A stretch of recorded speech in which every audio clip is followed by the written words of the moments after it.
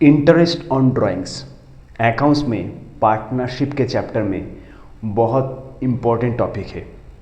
तो interest on drawings जब हम कैलकुलेट करेंगे तो कौन से टाइम पीरियड के ऊपर इंटरेस्ट होगा ये अपने को याद रखना है।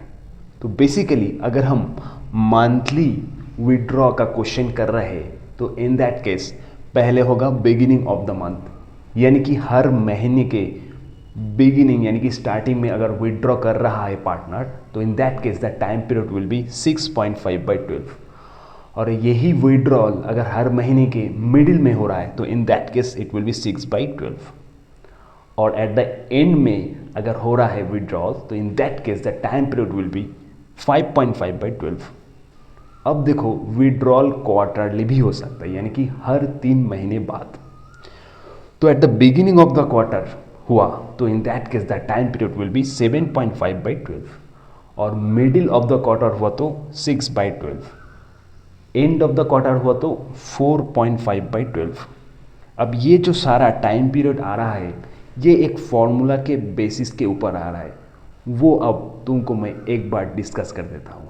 Months left after first drawing यानी कि पहली बार ड्राइंग के बाद एक साल में जितना मंथ्स बाकी है plus months left after last drawing यानी कि ईयर के लास्ट ड्राइंग के बाद जितना मंथ्स बाकी है डिवाइडेड बाय 2।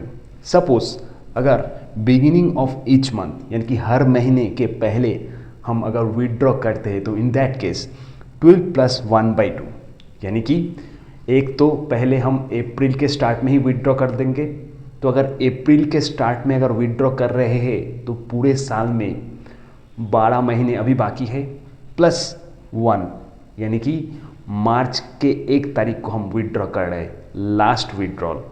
तो मार्च के 1 तारीख को अगर विड्रॉ कर रहे हैं तो उस फाइनेंशियल ईयर में केवल एक ही मंथ बाकी है।